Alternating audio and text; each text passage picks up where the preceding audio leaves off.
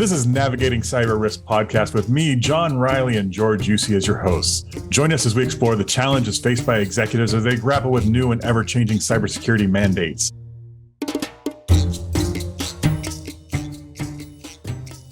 Welcome to Navigating Cyber Risk with your host, John Riley, where we explore the challenges faced by executives as they grapple with the new cybersecurity mandates. And today we'd like to welcome another great guest for our podcast today. And he is one of the 6 original gunner's mates in the Navy, now specializing in the cutting-edge vertical launch missile systems.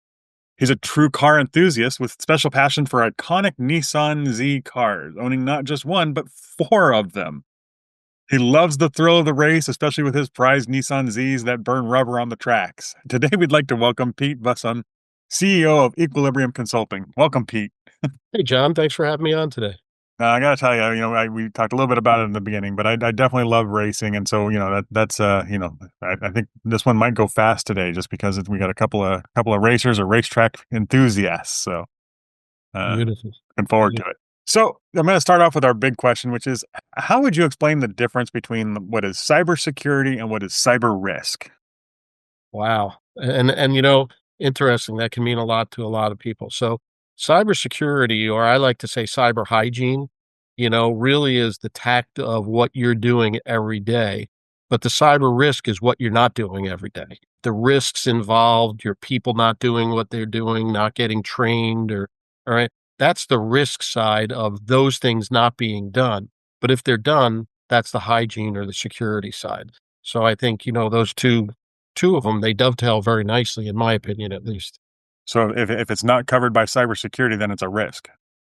Yeah, pretty much. Yeah. And even if it is covered by cybersecurity or a policy, it still could be a risk because all you can do is safeguard. You can't use that word protect because that could put you in trouble down the road, right? So. And how much safeguarding can you do? I mean, as you just said, there is no covering everything, right? There's no even if you do have the elusive protection, right? It's still not going to guarantee that you don't have some risk. There's no guarantee at all on risk, right? That's what the underwriters do. They calculate that and figure that part out. Our job is as technical on the technical side, and I'm not necessarily technical anymore, but is to put all the processes and warnings in place to get those things as fast as we can so we can shut it down or remediate when the time comes after we've looked at, what the process is. So, yeah, without a doubt. Like when you download that application, it says, "Do you really want to open this application? Are you sure you really, really want to open this application?" Absolutely. Just say yes. Don't worry about user controls. Just say yes and go. No. That's right. So that's what you have admins for, right? They look to keep you a little bit more. I don't want to say safe, what the right word is, but they put the right rules in place to kind of take away that human side. Sometimes, yes.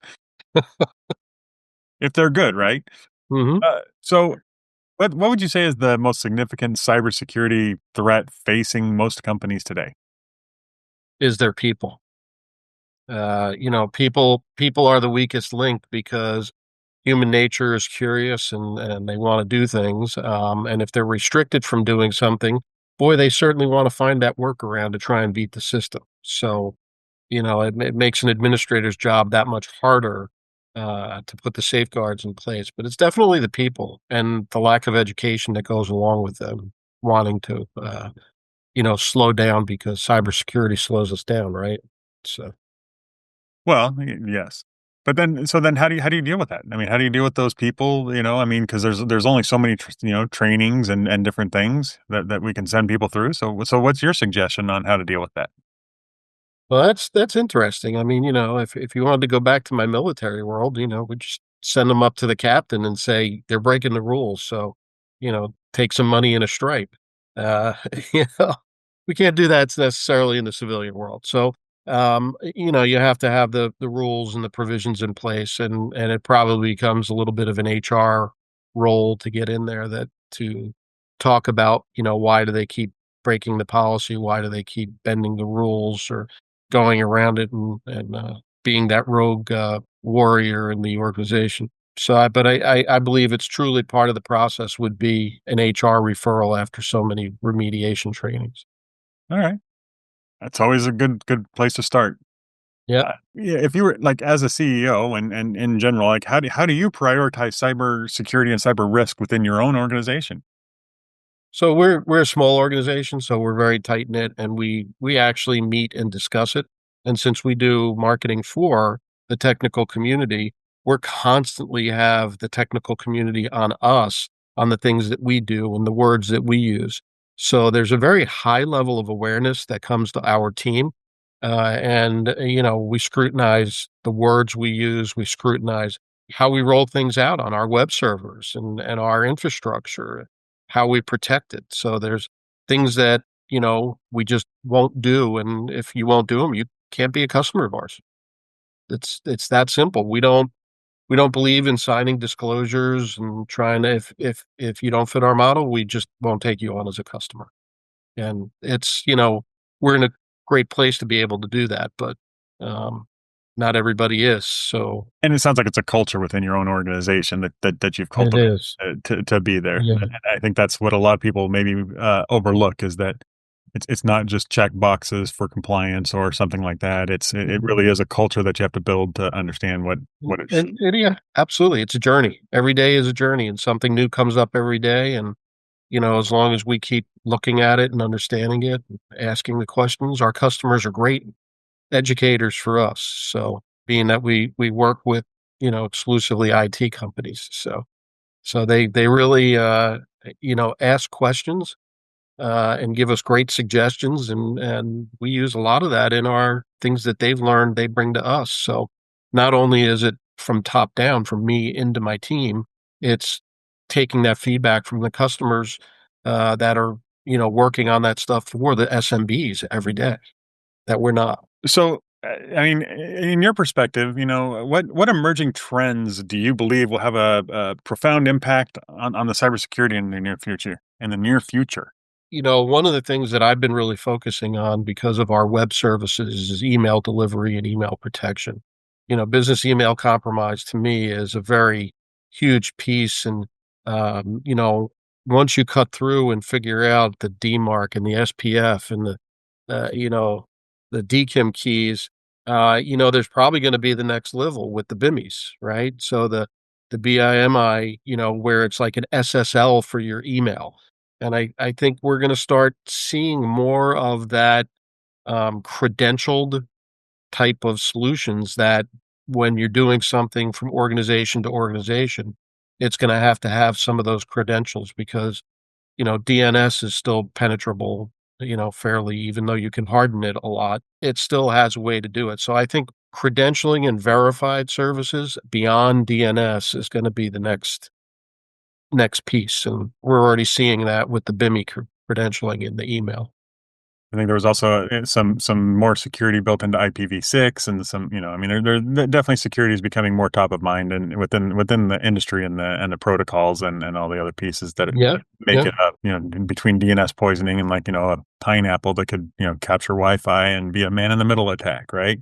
So I Mhm. think there's a lot of opportunities there that that people are trying to find for hardening some of those items. Yeah, and I'm in a conference this week with just they're just loaded with these guys, so I'm like, "All right, I'm walking into this area, my cell phone's going off, I'm turning off my PC, I don't want any of them to even know that I exist. Come shake my hand." That working out for you, well? Some of them, they just like to have some fun, and they if they find something, they'll tinker with it and just let you know after they do it, but Yeah, that's like printer vulnerabilities, right? I mean, sometimes I go, okay, hey, your printer is vulnerable, right? And I go, okay, what are you going to do? Print on it? I mean, I'm sure there's worse, but it's just kind of interesting sometimes to see. but I mean, think about it, John. Like, think about an uninterruptible power supply that's sitting on a piece of equipment that comes from a default password, and how many times that default isn't, but you could initiate a shutdown remotely if you got in, right? And so they're, very true on just a device that you just it's nothing, right? For an SMB to be looking at or a business owner, it just All right, they told me I had to buy that, so I did. Right. And, I hope they configured it right. Well, So, definitely the risk on a UPS is much higher than on a printer, I would say. Depending. mhm. I don't know, depends on, there's probably some printers out there that do some pretty cool stuff. So, Yeah, there is. all right. Well, so have you ever been through like a cyber disaster, or what do you think that journey looks like for somebody that wakes up in the morning as a CEO and finds out that their data's been encrypted and Huh, Well, we've never had it to that level, but being a web service company, we have had an incident that could really affect the brand. And, we had to shut down and lock it down real quick and then go to triage to see what happened so we could, fill the void and reduce any exposure at that point. Fortunately, it wasn't a website that did it. It was more from a brand perspective of crippling a brand because it's a security company and they could have easily had their brand damaged significantly from that perspective. Fortunately, we had enough things in place to do that. But I'll tell you, as a CEO, it scares the heck out of me. I mean, we've put the safeguards in place with customers and partners and at every level, but it's always not when, it's just or if, it's just when, somebody's right. gonna get through, or do they have the plant inside your equipment enough to get to where they can steal information or encrypt? And so, we've got measures in place to kinda disperse that and disparage that, but I don't think I would ever wanna deal with it, even if it was just very little bit of data, in there. I have been through with customers that have been, and it's been pretty traumatic and everything, comes to a halt, comes to Yeah. a halt. It's a big business interruption, may be small, but it is a business interruption, and as a CEO, you're looking to recover that as quick as you can to get back up and running. Probably a bit emotional as well. I mean, you're trying to understand, that mindset of, where am I? What do I need to do to get this done? So along those lines, do you have a disaster recovery plan and an incident response plan and everything? And We do have an IR plan, we do have a DRBC plan. We, have a lot of all of the things that you should have. And then, like I said, every day a customer's coming to us with something like, "You should think about this." And I'm like, I'm like every other CEO. "Nah, you just want me to spend more money." But in the end, you have to listen to them. You have to take their advice. If that's the person that you're trusting for the advice in that area, ultimately they're gonna hold a lot of liability along with you if something were to happen. So, it becomes a shared liability. If I don't do it, it becomes more mine, but they still get shared. So, yeah, you have to spend some money, but you have to also take the direction as a CEO and say, if I don't do it, what's my risk? What's my yeah. exposure? My job is to mitigate as much risk for my organization as I possibly can. So that's why I have advisors that are smarter than me in those areas. Well, and honestly, probably some of that also comes from your racing experience because I mean, when you've got the safety equipment and all the safety that goes along with racing, I mean, you've got to have things tuned in and ready to go, right? And especially on the safety side, so that you probably utilize that experience to build your business, which is a great thing. Yeah, and a lot of my experience comes out of being in the Navy and the disciplines, high security. Obviously, I worked with missile launcher and the very first one of its kind, so it was a very high secure type thing, and so it really resonates with me that there is protocol, procedures, there are tools, there is process to manage things with security, physical and electronic. So those things resonate with me and transfer very easily with me to say you got to do it. You just got to do it. It's not a again, if you're going to have an advisor, why do you have an advisor if you're not going to listen to him? Right. You know, so. So tell me, so what are you currently working on that you're most excited about? Well, we're like everybody else. We're mostly working on some new business development, but we're really turning as a marketing agency, we're turning to AI not to write content, not to do things, but to enable us to bring our partners to market better with better analysis on data. And so using that data, and of course, one of the things we're looking at, and since we're talking security, is the security of those LLMs. If we go out and search them and put something in our query, that LLM now takes that and adds it to its library. And, if a competitor were to search that LLM, now what did we just divulge by doing it? So we have a whole new layer of what we have to fold into our culture as to how do we bring that data private or have a private LLM versus what's out in public domain. And that's a whole new concern for us that we're tackling in there.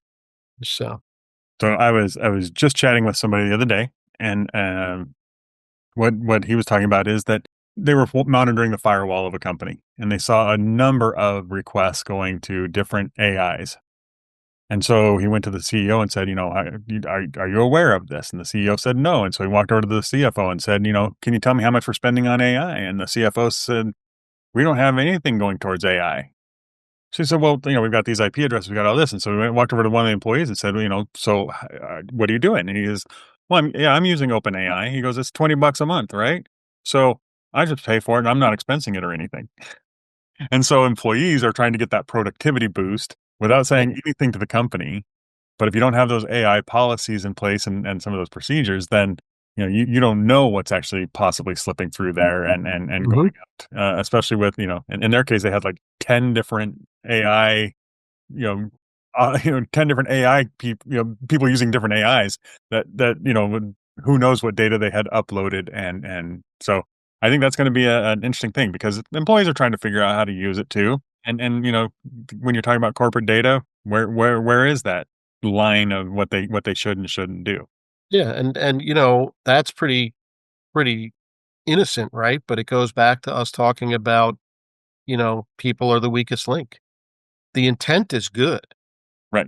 They're trying to do a better job or do it a little faster, get a product out, but in the end, it probably goes against everything that the company's policy, even though it doesn't specifically call out AI, it probably goes against what their data policy or restriction are. And a lot of people just don't realize that the minute they query, it's looking at anything that it's available, Yeah. including things on their local machine, right? Any upload, any down, anything that you want to give it, it will take. Yep. And that's how they become successful, right? Well, So we're that's something that I don't want to say struggling with, but it's something that as a small organization, we have to master it the best we can and safeguard our client information that's proprietary to them.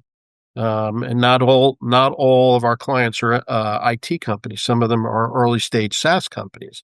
And so one of our SaaS companies basically said, "We don't expect you to go with all your rules." And I said, "What are your rules?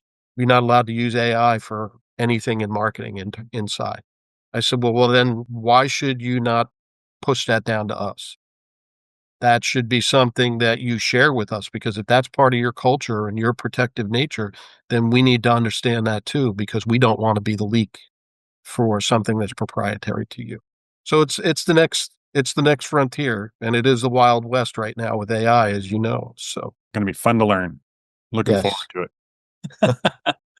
So, Pete, tell me a little bit more about your company. What do you guys do? How do you do it? Well, So I'm an ex-IT company, and I in 2008 I decided that there was a need for sales and marketing coaching and marketing, outsource marketing. And so we've been servicing the IT community going on 18 years.